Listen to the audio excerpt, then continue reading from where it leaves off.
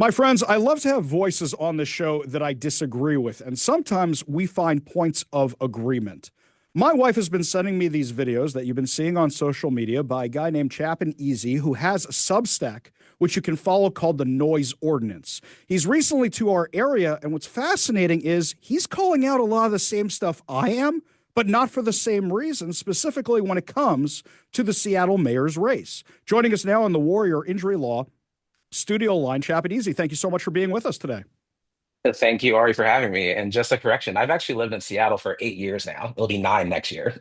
Oh, it's okay. See, I still beat you. I've lived here for 22, but I'm not from here originally either.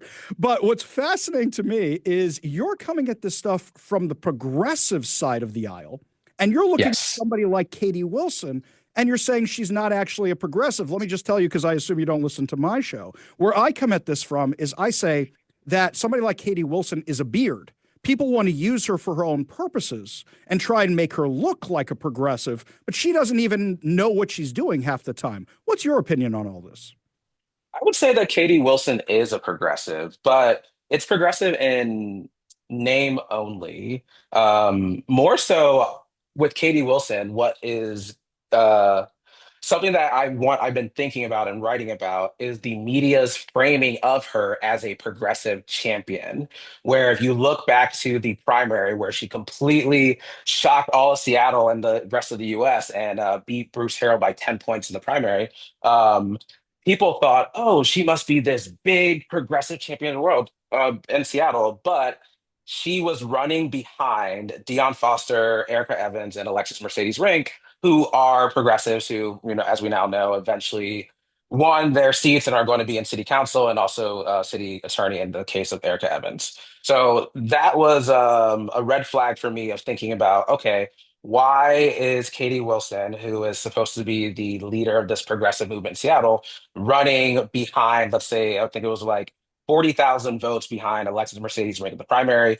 She got 15,000 less votes than the reauthorization for the democracy vouchers. So she is a progressive in name, but progressive champion to be determined. Okay, so what's your issue? Why do you think she's not a real progressive? Because the rest of the country is looking at her and saying she's the next Zoran Mamdani. I don't believe that, but I'm kind of curious why you think she's not progressive enough. I think it's an insult to Zohran Madami, who is a POC, um, raising queens, who is a generational political talent in the same vein as Barack Obama, to compare him to Katie Wilson, who is just someone who was running a nonprofit, the Trans Writers Union, and has a very scant resume of things that she has done. So when I think of Zohran Mandami, his progressive policy is backed by people of color. It is thinking, okay, how do we take people who have been historically shut out of power and give them power? Apply that to Katie Wilson, it's literally just another white person in power wanting to keep power within white people. So that's where my distinction of just like, okay, is she actually progressive or is it just policies that sound good to leftists? So that was fascinating when I saw her announcement yesterday of her transition team. I saw all these people that it looks like the left is trying to say, oh, look, she's doing outreach to business and she's trying to be bipartisan. I see them as a bunch of not far left, but lefty activists who work with the business community sometimes. But I look at that and I say, where's all the people of color she's trying to champion? She claimed she was championing all that. It looks like more people we already know. And if you're claiming that you want to be like Zoran Mamdani, who's being the champion of all this stuff, it doesn't look like you're doing a very good job. In fact, in one of your videos, you called her out as saying she was manufactured by the stranger. Tell us about that. Oh, yes. So the Stranger and the Urbanist have a history of manufacturing progressive champions. They did this with Carrie Moon specifically, and we can think back to a recent example where it is someone that is an outsider that is supposed to use some sort of their special abilities, either like a policy wonk or something, to come in and save Seattle. But the problem is, not everyone reads The Stranger or The Urbanist. They have a very niche following. It's usually just white people that live in Capitol Hill and other areas as well. So when you think of Katie Wilson outside of that bubble, she does not exist to most of the people in Seattle. The numbers in the election prove it. This was a very low voter election. But if you think about specifically, I've heard people say, "Oh, she is a lot of people of color voted for her." Where and they would point to her winning the South End as proof of that. But in 2022, a writer for the South Seattle Emerald did a whole data analysis where they showed that even though a lot of POC live in the South End, the most people that vote there are white people. So it's just white people supporting white people for Katie Wilson. And I'm not seeing a lot of support from people of color for her. So that makes me question exactly what she's doing. Specifically, I don't know if I saw a black person on her transition team. Um, I am skeptical still. I will give her the benefit of the doubt just because this is the city that I live in and it's a city that I love and I want it to do well. But I would have preferred someone that actually had experience running government, actually getting things done within governance, running the city of Seattle. I find this conversation fascinating. I'm so glad you responded to my email so we can have it. We're talking with Chappin Eze, who has the Noise Ordinance Substack and is all over social media. And he's somebody you should check out, even if you don't agree with him, because he expresses things on the other side. And if you want to refine your arguments, it's best to learn the arguments on the other side. I've been checking his stuff out all the time.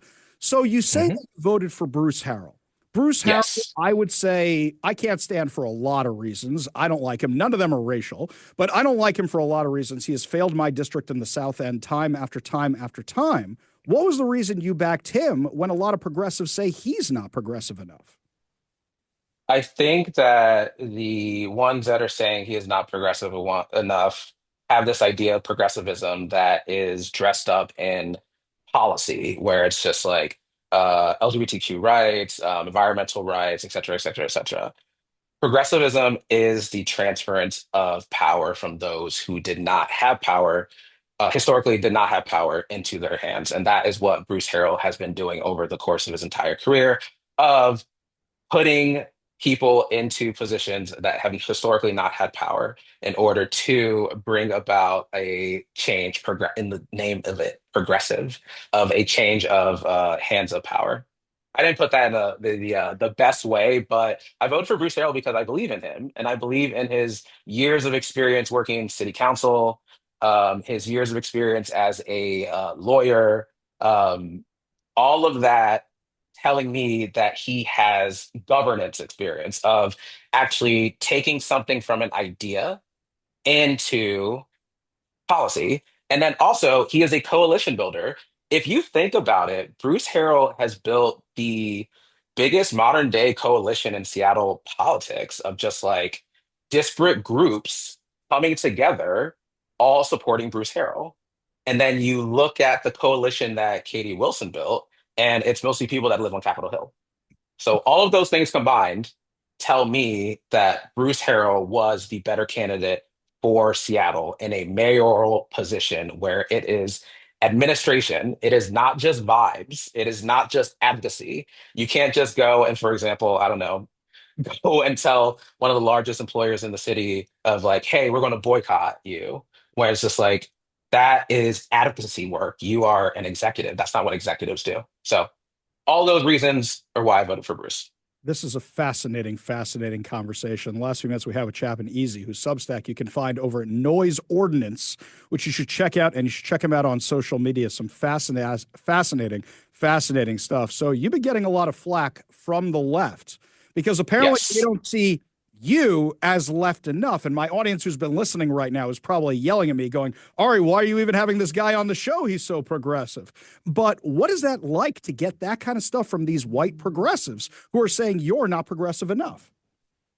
It makes me feel that they have not lived in areas outside of Seattle. I'm from Maryland, Baltimore area specifically, and I've also been in other parts of the country where any Bruce Harrell in any other part of the United States would be considered too left.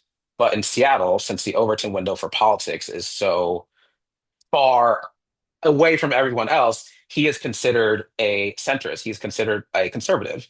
going back to the flack that I've been getting from online leftist progressives, they are saying that I am a conservative. And as we know, and your listeners will Sorry. probably tell you, Yeah. I am not a conservative. Yeah. I am a progressive. I am center left. So they have a warped reality of politics in this country.